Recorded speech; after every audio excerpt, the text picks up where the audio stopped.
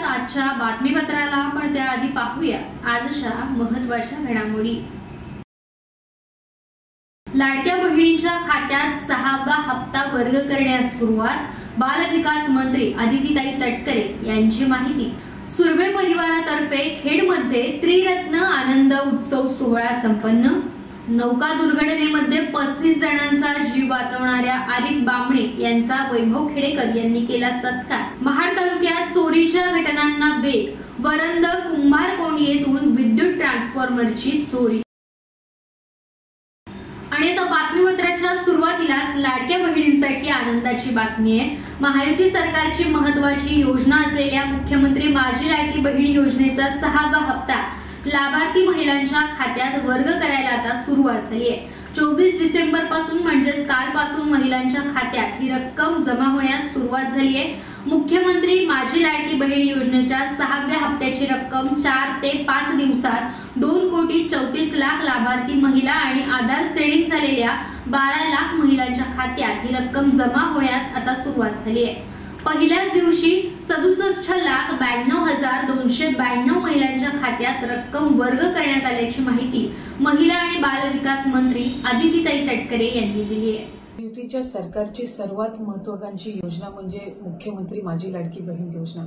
आज राज्याचे मुख्यमंत्री देवेंद्रजी फडणवीस साहेब, उपमुख्यमंत्री आदरणीय एकनाथजी शिंदे साहेब आणि उपमुख्यमंत्री अजितदादा यांच्या सूचनेनुसार डिसेंबर महिन्याच्या हप्त्याच्या वितरणाची सुरुवात, सन्मान निधीच्या वितरणाची सुरुवात आपण आजपासून करत आहोत आणि साधारणपणे 9 ऑक्टोबर रोजी आपण शेवटचं डीबीटी केलेलं होतं आणि त्यावेळेला जवळपास 2,34,00,000 पेक्षा अधिक महिलांना आपण या योजनेअंतर्गत लाभ दिला होता।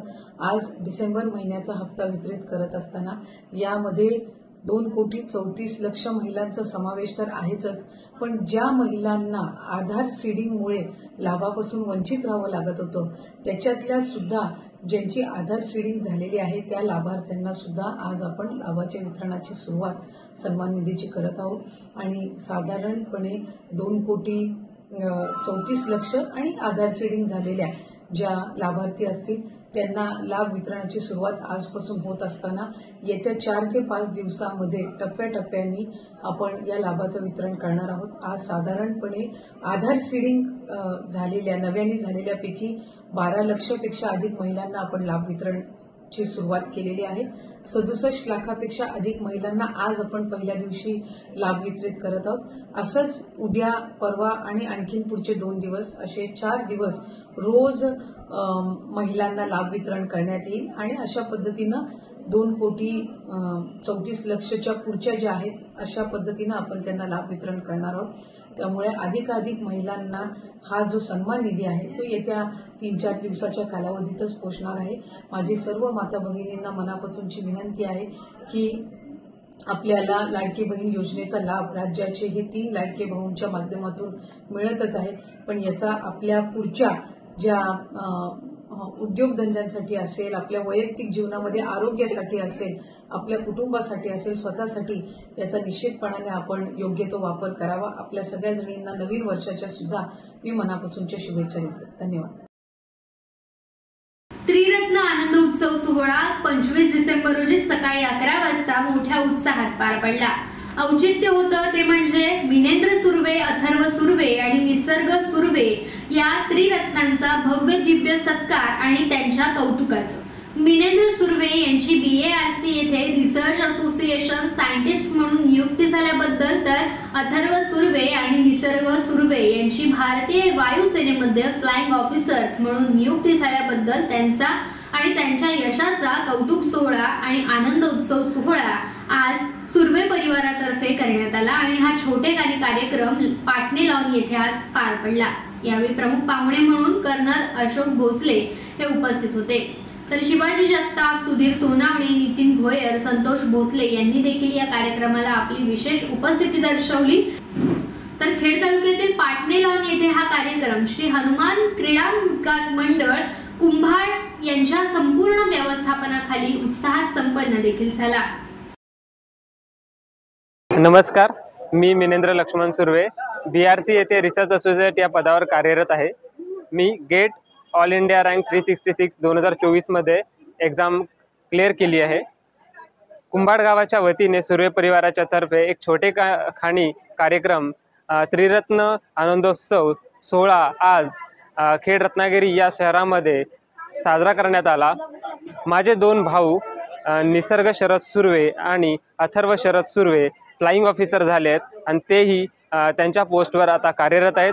आज निसर्ग शरद सुर्वे या कार्यक्रमासाठी उपस्थित होते। अथर्व सुर्वे काही कारणास्तव आज या कार्यक्रमासाठी उपस्थित राहिले नाहीत, तरीही हा त्रिरत्न आनंद उत्सवाचा कार्यक्रम दिमागदार स्वरूपात करण्यात आला। मी सुर्वे परिवाराच्या तर्फे मिनेंद्र लक्ष्मण सुर्वे, संपूर्ण सातगाव प्रतिष्ठानचे तसेच या कार्यक्रमाला हातभार लागलेले प्रांत साहेब, प्रमुख पाहुणे अशोक कर्नल साहेब, तसेच तहसीलदार साहेब, पोलीस निरीक्षक साहेब आणि विस्तार अधिकारी भोसले साहेब या सर्वांचे मी आभार व्यक्त करतो। धन्यवाद। वळूयात पुढच्या बातमीकडे। मुंबईमधील गेटवे ऑफ इंडिया जवळच्या एलिफंटा नजीक नीलकमल बोट दुर्घटनेत स्वतःच्या जीवाची पर्वा न करता तब्बल 35 प्रवाशांचे प्राण वाचवणाऱ्या आरिफ बामणे यांचा सत्कार मनसेचे राज्य सरचिटणीस आणि खेडचे माजी नगराध्यक्ष वैभवजी खेडेकर यांनी केला। गेटवे ऑफ इंडिया समोरच्या अथांग अरबी समुद्रात नीलकमल प्रवासी बोटीला नौदलाच्या स्पीड बोटीने धडक दिली आणि त्यामुळे मोठी दुर्घटना घडली होती। या बोटीतील बुडणाऱ्या प्रवाशांसाठी देवदूत बनून आरिफ हे तिथे पोहोचले। त्यांनी जवळपास 35 जणांना वाचवलं। आरिफ बामणे हे मूळचे रत्नागिरी जिल्ह्यातल्या दापोली तालुक्यातील दाभोळ गावचे सुपुत्र। ते मुंबई येथे पायलट म्हणून सेवा बजावतात।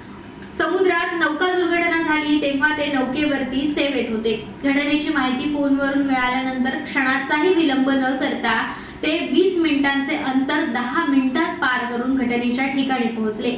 त्या ठिकाणी मला वाचवा एवढीच शब्द कानावर पडत होती आणि ती शब्द मनसुन्न करणारी होती।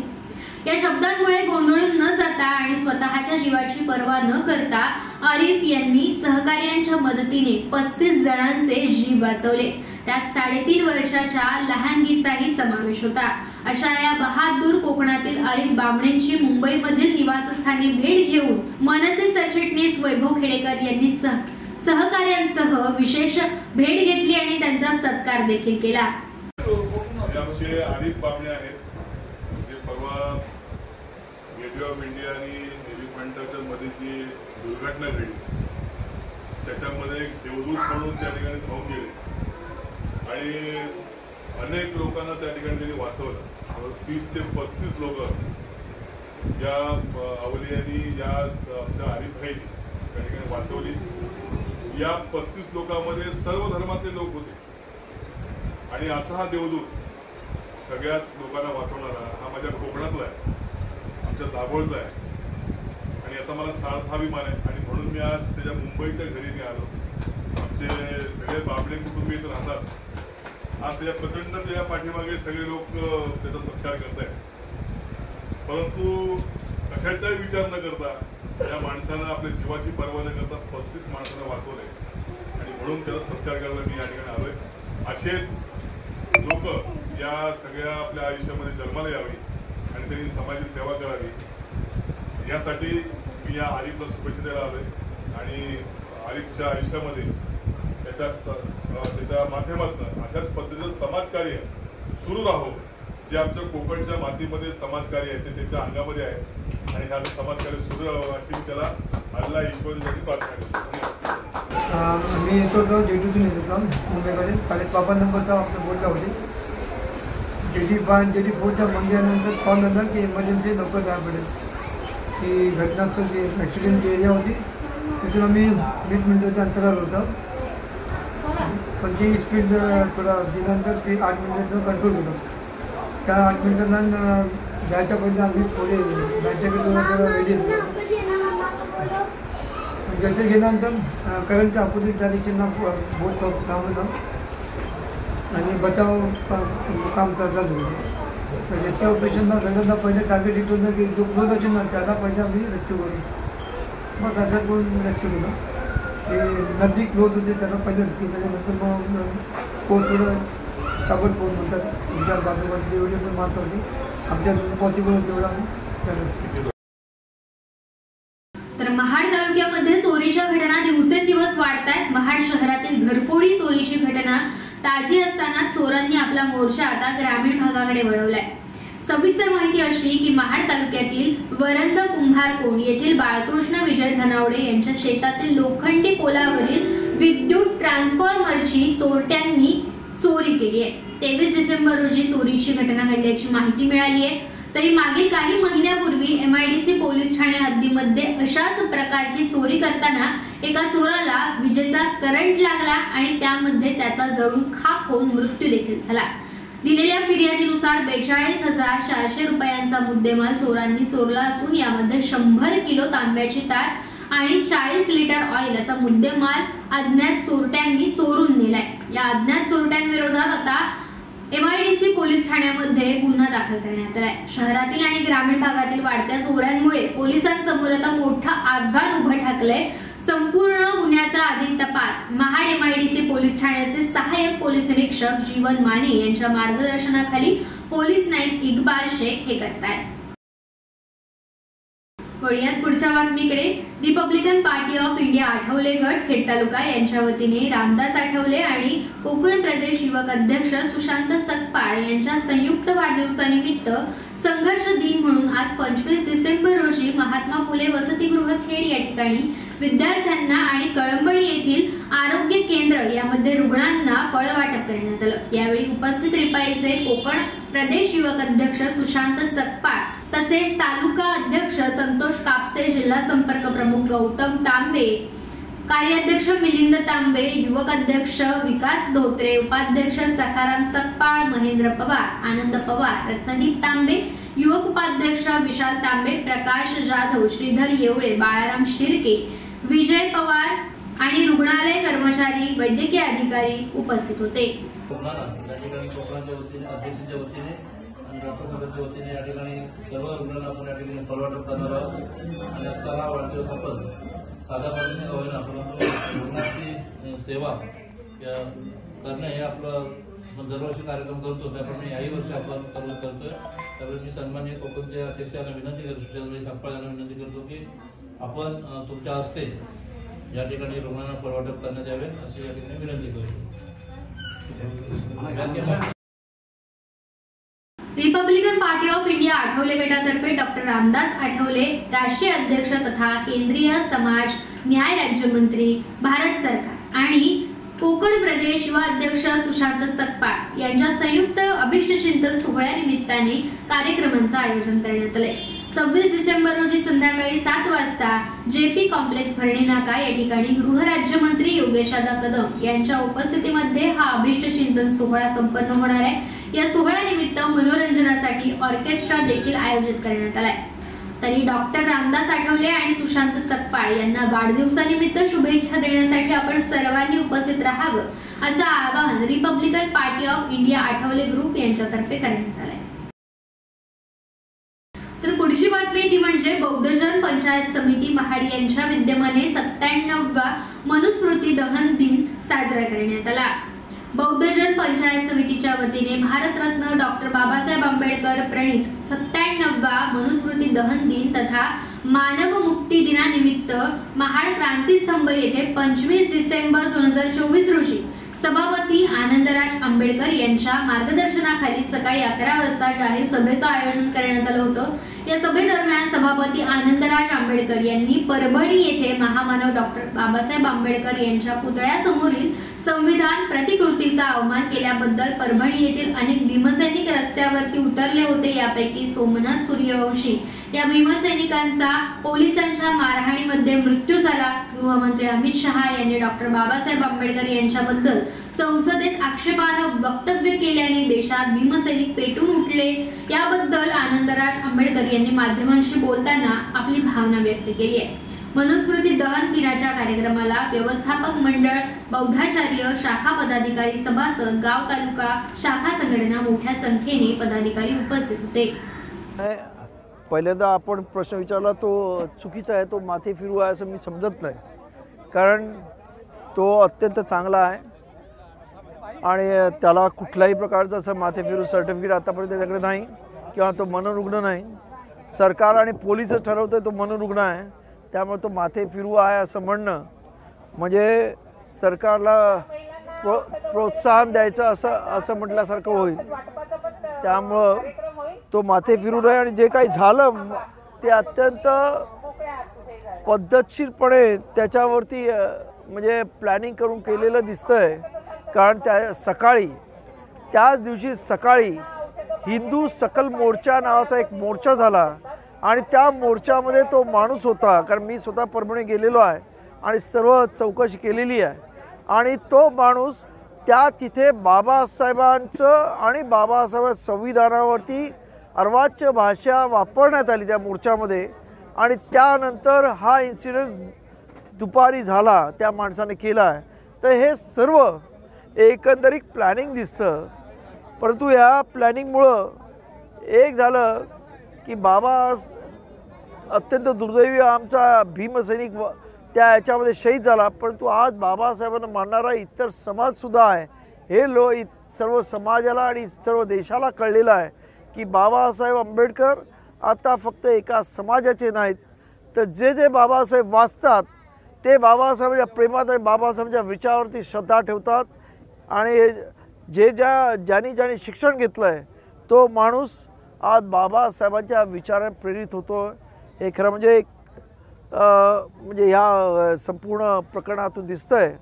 कारण जो दुर्दैवानं या संपूर्ण प्रकरणात शहीद झाला जो सोमनाथ नावाचा आमचा तरुण सूर्यवंशी तो वडार समाजाचा होता परंतु बाबासाहेब आंबेडकरांच्या विचारावरती ठाम निष्ठा ठेवणारा होता हे लक्षात घ्या.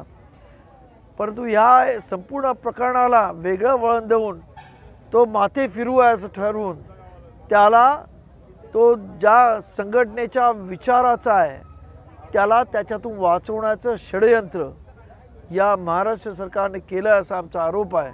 आणि त्यामुळं या संपूर्ण प्रकरणाची म्हणजे तिथं निघालेल्या त्या हिंदू सकल मोर्चापासूनच्या संपूर्ण प्रकरणाची JPC म्हणजे एक तर जॉईंट पार्लमेंटरी कमिटी किंवा ज्युडिशियरी मॅजिस्ट्रेटच्या अंडर या संपूर्ण प्रकरणाची चौकशी झाली पाहिजे आणि त्यानंतरच या संपूर्ण प्रकरणाचा निर्णय सरकारने द्यावा अशी आमची मागणी आहे. काय करत असतात हे आपण स्वतःला विचारा आणि बाबासाहेबांवरती म्हणजे महासूर्यावरती थुकण्याचा प्रयत्न करू का. आपण पाहिलं असेल ती तुमची थुंकी तुमच्या तोंडावरच पडली आहे. आज या देशामध्ये ज्या पद्धतीने आपल्याला उत्तर मिळालं त्या पद्धतीने कळत आहे. त्यामुळं अशा पद्धतीने परत कोणी काय बाबासाहेबांच्यावरती भाष्य करू नका एवढंच मी इथे सांगतो. कारण तुमचे मनसुबे वेगळे आहेत तुमची विचार करण्याची पद्धत वेगळी आहे. बाबासाहेब आंबेडकरांचं नाव बदनाम करण्याचा जो प्रयत्न आहे पण बाबासाहेब आंबेडकर एवढा मोठा झालेला या देशामधला एकच सध्याच्या 20व्या आणि 21व्या शतकामधला हा महापुरुष एवढा मोठा झाला आहे की त्याला फक्त भारतच नाही तर तो भारताच्या सीमा ओलांडून कधीच पूर्ण जगभर त्याचं नाव आहे. जगामध्ये त्याच्या एवढे पुतळे कुठे नाही. न्यूयॉर्कला जा पुतळा आहे बाबासाहेब, कोलंबियाला जा पुतळा आहे, जपानला जा पुतळा आहे. तुम्हा कोणाचे साधे फोटोसुद्धा कुठं दिसत नाहीत. त्यामुळं तुम्ही लोक बाबासाहेबांच्याबद्दल बोलण्याचं धाडस करू नका एवढंच तुमच्या चॅनलच्या वतीनं मी या मनुवाद्यांना विनंती करतो. आणि त्यांची प्रतिमा त्यांची विद्वत्ता ही आता जगानं मान्य केली आहे. फक्त माझं या इथं असणाऱ्या आंबेडकरवाद्यांना सांगणं आहे की तुमचा बाप एवढा मोठा होता तुम्ही सारी नालायक पोरं म्हणून पैदा होऊ नका. त्याची थोडं तरी लाज बाळगा एवढं सांगतो. नमोदा. येत्या 2 जानेवारी रोजी सालाबादप्रमाणे यंदा देखील हिंदुराज मित्र मंडळातर्फे जानेवारीच्या पहिल्या गुरुवारी श्री काळकाई मंदिर भरणे नाका ते श्री स्वामी समर्थ मठ कशेडी पर्यंत पायी वारीचं आयोजन करण्यात आलंय. पहाटे 5 वाजता श्री देवी काळकाई मंदिर येथून ही पायी वारी निघणार आहे. सदर पदयात्रेतील सामील होणाऱ्या स्वामी भक्तांना चहा पाणी नाश्ता आणि महाप्रसादाची व्यवस्था हिंदुराज मित्र मंडळ खेड यांच्या मार्फत करण्यात आली आहे. या पायीवारीमध्ये श्री स्वामी समर्थांच्या पालखीचं आयोजन देखील करण्यात आलंय. तरी श्री स्वामी भक्तांनी या पायीवारीमध्ये जास्तीत जास्त संख्येने सहभागी व्हावं असं आवाहन श्री स्वामी समर्थ भक्तांकडून करण्यात आलंय. 2 जानेवारी रोजी सकाळी 5 वाजता वाजता काळकाई मंदिर भरणे येथून पायवारीला सुरुवात होईल, तरी 6 वाजता श्री स्वामी समर्थ मठामध्ये श्री स्वामींना अभिषेक करण्यात येईल। 8 वाजता स्वामींची आरती भजनाचा कार्यक्रम, तर दुपारी 1 वाजता भरणे नाका येथून निघालेल्या पायवारीचे श्री स्वामी समर्थ मठामध्ये आगमन आणि स्वागत होईल, तरी दुपारी 1:30 वाजता श्री स्वामींची महाआरती संपन्न होईल आणि 2 वाजता पायवारीची सांगता आणि महाप्रसादाचं आयोजन अशी या कार्यक्रमाची रूपरेषा आखण्यात आली। तरी अधिक माहितीसाठी आणि आपला सहभाग यामध्ये नोंदवण्यासाठी हिंदूराज मित्रमंडळ अध्यक्ष सुनील उर्फ बुवा शिंदे यांच्याकडे संपर्क साधण्यासाठी 9158 62 13 48 किंवा 94 93 04 13 48 या क्रमांकावरती संपर्क साधावं असं आवाहन करण्यात आलंय। MIB girls high school and junior college खेडमध्ये चित्रकला, मेहंदी स्पर्धा आणि करिअर मार्गदर्शन कार्यशाळेचं आयोजन करण्यात आलं होतं। खेड शहरातील बजमे इमदादियाच्या MIB girls high school and junior कॉलेजमध्ये रौप्य महोत्सवी वर्षानिमित्त तालुकास्तरीय आंतरशालेय चित्रकला आणि मेहंदी स्पर्धांचं आयोजन 21 डिसेंबर रोजी तर 24 डिसेंबर रोजी करिअर मार्गदर्शन कार्यशाळा संस्थाध्यक्ष RD खतीब यांच्या अध्यक्षतेखाली संपन्न झाली। स्पर्धेसाठी प्रमुख पाहुणे म्हणून शौकत अली खान यांची उपस्थिती लाभली होती। परीक्षकांनी परिश्रमातून प्राप्त निकालाप्रमाणे यशस्वीतांना रोख रक्कम, चषक आणि प्रमाणपत्र देऊन सन्मानित केलं। करिअर मार्गदर्शन कार्यशाळेत एहसान सय्यद यांनी विद्यार्थ्यांनी आणि पालकांनी तसेच शिक्षकांना उत्तमपणे मार्गदर्शन करताना आजच्या तंत्रज्ञानाच्या युगात सहज यश प्राप्त करण्याची अनेक सूत्रे सांगितली आणि आभार प्रदर्शनाने कार्यक्रमाचा समारोप झाला। खेड तालुक्यातील सहजीवन शिक्षण संस्थेच्या कला, वाणिज्य आणि विज्ञान महाविद्यालय म्हणजेच ICS महाविद्यालयामध्ये देश का प्रकृती परीक्षण आयुष मंत्रालय भारत सरकार या अभियानांतर्गत महाविद्यालयाच्या महिला विकास कक्ष आणि राष्ट्रीय सेवा योजना विभाग तसेच MES महाविद्यालय आणि परशुराम रुग्णालय रोटे यांच्या संयुक्त विद्यमाने 23 डिसेंबर रोजी आरोग्य तपासणी शिबिराचं आयोजन करण्यात आलं होतं। कार्यक्रमाच्या सुरुवातीला MES आयुर्वेद रुग्णालयाचे डॉक्टर अमित पाटील, डॉक्टर अनिरुद्ध डोंगरे, साक्षी निकम, सानिका पाटील, महाविद्यालयाच्या प्राचार्य प्रोफेसर डॉक्टर अनिता आवटी यांच्या हस्ते सरस्वती पूजन आणि दीप प्रज्वलन करून करण्यात आलं। कार्यक्रमाचे प्रास्ताविक डॉक्टर अमित पाटील यांनी केलं। प्रास्ताविकात त्यांनी विद्यार्थ्यांना देश का प्रकृती परीक्षण या अभियानासंबंधी माहिती देताना मानवी जीवनात आयुर्वेदाचे आणि योगाचे महत्त्व याविषयी मार्गदर्शन केलं। महाविद्यालयाच्या प्राचार्य प्रोफेसर डॉक्टर अनिता आवटी यांनी आपल्या अध्यक्षीय भाषणात प्रत्येकाने आपल्या आरोग्याची काळजी कशी घ्यायला पाहिजे तसेच आयुर्वेद आणि मेडिटेशन, ताणतणावात व्यवस्थापन, दैनंदिन जीवनात योगाचे महत्त्व याविषयी आपले विचार मांडले। या कार्यक्रमासाठी राष्ट्रीय सेवा योजना विभागाचे प्रमुख केळकर, महिला विकास कक्षाच्या प्रमुख मेघना कांबळे, सुप्रिया गुहागरकर कडके तसेच आसमा पांगारकर, लीना चिखले, राखी शेठ, अश्विनी शेठ आणि सर्व प्राध्यापक वृंद, शिक्षकेतर कर्मचारी, विद्यार्थी उपस्थित होते।